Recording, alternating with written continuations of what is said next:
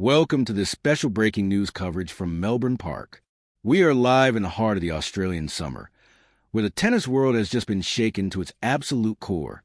The 2026 Australian Open, often revered as the Grand Slam of Asia, has delivered a plot twist so significant, so abrupt, that it has completely rewritten the narrative of this tournament before the second week has even truly begun. For the past decade, the story of Asian tennis at this major has been dominated by a singular force: the powerhouse that is Chinese tennis. We have grown accustomed to the headlines. We have grown used to the dominance. And coming into this January, the script seemed written in stone. Zheng Qinwen, the Chinese superstar, the 2024 finalist, the woman who has carried the hopes of 1 billion people on her shoulders, was not just a contender. She was a favorite. She was the poster child of the tournament, the main attraction under the lights of Rod Laver Arena. But tonight, that era of dominance has hit a sudden, heartbreaking pause. We have just received official confirmation from tournament organizers and medical staff. Zhang Chinwin has withdrawn from the Australian Open.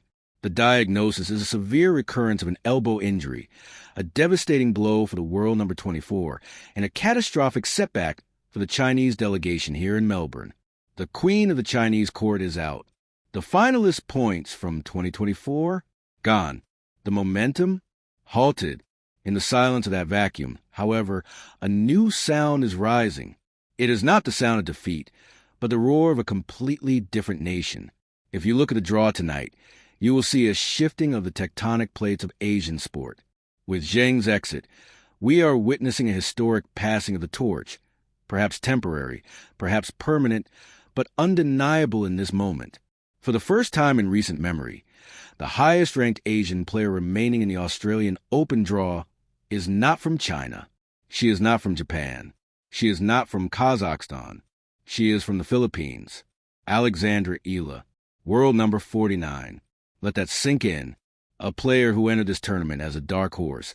A player who has quietly been building a fortress of consistency over the last 24 months, is now the standard bearer for the entire continent. The ranking points have been tallied. The math is merciless, and as the saying goes, rankings don't lie.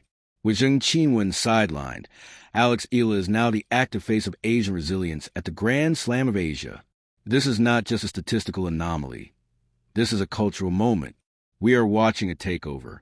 From the heat of Manila to the furnace of Melbourne, Eala has arrived not just to participate, but to lead. She is no longer just a rising star or a promising junior. She is the last line of defense for Asian pride in a draw swarming with American and European powerhouses. Tonight, we're going to go deep. We're going to break down exactly how this happened. We will analyze the medical reality of Zheng's elbow injury and what it means for her season. But more importantly, we are going to dissect the game of Alexandra Eala. We will look at the left-handed variety that is baffling right-handed opponents. We will look at her cardiovascular endurance in this brutal Melbourne heat, a factor that is proving to be her greatest weapon. We will look at the draw, the path to a historic semifinal run, and the pressure that singular quote she gave the press just hours ago: "I am here to represent the whole continent." The Chinese dominance is on a break. The Southeast Asian era is just beginning. Buckle up. This is a deep dive. Let's begin by addressing the elephant in the room: the exit of Zhang Chinwin. To understand the magnitude of Alex Eala's rise, we have to understand the size of the void Zhang has left behind. Zhang came into 2026 looking for redemption. After that spectacular run to the final in 2024, she had established herself as a top-tier fixture. But the elbow is a cruel mistress in tennis. It is the hinge upon which the modern power game relies. Reports from her camp indicate that this isn't a fresh trauma, but a flare-up of a chronic issue exacerbated by the heavier balls and the relentless hard-court season. For a player who generates pace through violent racket head speed, an elbow compromise is a career-ender if not managed. Her withdrawal isn't just a loss for the draw. It's a terrifying reminder of the physical toll of the tour. But nature abhors a vacuum. And in sport, when a giant falls, the light shines on those standing in the shadows. Enter Alexandra Eala. Let's look at the numbers, because as we said, rankings don't lie. World number 49. It is a number that might seem modest to the casual observer accustomed to the big three or the top 10. But in the context of the current WTA landscape, and specifically for a player of her age and region, 49 is a threshold. It is the gateway to the elite. It guarantees entry. It guarantees respect. And most importantly, it means she didn't need a wild card. She didn't need a favor. She is here on merit. There is a fascinating comparison to be made here with the state of Asian tennis around 2012. Back then, we saw a depth of talent. Li Na was at her peak. Dacrum was defying age. The Japanese contingent was strong. We are seeing a similar resurgence now, but the geography has shifted. The Grand Slam of Asia has always been a marketing term used by Tennis Australia to attract the Asia-Pacific market. But for years, that market was East Asia. China, Japan, Korea. Alexandra Eala represents the Southeast Asian takeover. This is a region with high humidity, intense heat, and a passionate, almost fanatical tennis following. But historically fewer champions at the major level. Eala is changing that geometry. Let's talk about her game, because this is where the dark horse label comes from. The breakdown of her match play reveals why she is surviving, while others are crumbling. The Australian Open is unique. It is not just a hard-court tournament. It is a test of thermal endurance. The heat policy is in effect almost every day this week. Temperatures on the court surface at Melbourne Park are exceeding 40 degrees Celsius. This is where Eala's physiology and background give her a distinct home court advantage. Even though she is thousands of miles from Manila, she was born into heat. Her cardiovascular endurance is charting off the scales compared to her European and North American counterparts. While players from cooler climates are wilting in the third set, struggling to recover between points, Eala is looking fresh. Her heart rate recovery metrics are phenomenal. She is outlasting opponents not just with shots, but with lungs. She is dragging them into deep waters and waiting for them to drown in the humidity. And then there is the technical aspect, the left-handed variety. We cannot overstate how uncomfortable it is for a right-handed player to face a lefty on these courts. The ball spins the opposite way. The serve out wide on the ad court opens up the court in a way right-handers aren't used to defending. Eala has mastered this. She is using her lefty forehand to hook the ball cross-court, finding sharp angles that pull her opponents off the singles, leaving the entire court open for a winner. We analyze her draw carefully. She is currently on a collision course with a slate of American power hitters. These are players who like a consistent ball. They like rhythm. They want to stand on the baseline and bash. Eala gives them none of that. She gives them varied spins, lefty angles, and incredible defense. She is disrupting the rhythm of the top 50. There is a specific statistic from her recent matches that stands out, her breakpoint conversion rate. It is climbing.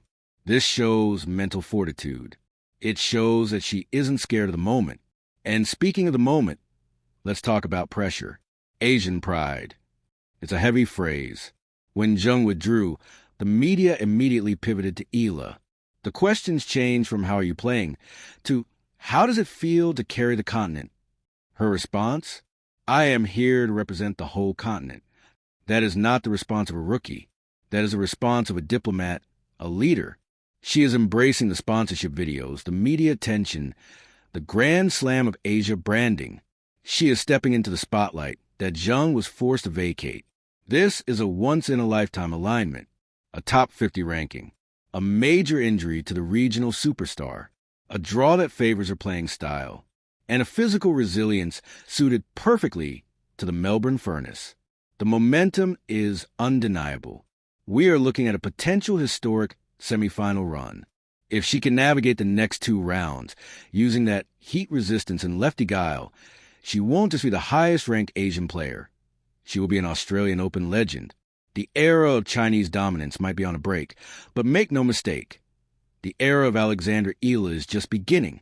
As we wrap up this deep dive, I want you to look at the images coming out of Melbourne Park tonight. Look past the empty spot where Zheng Qinwen was supposed to be. Look instead at the crowds gathering on the outer courts, and now, moving into main arenas to watch the number 49 player in the world. There's a flag waving in the stands. It has a sun and 3 stars, and it is flying higher than it ever has at a Grand Slam tennis tournament.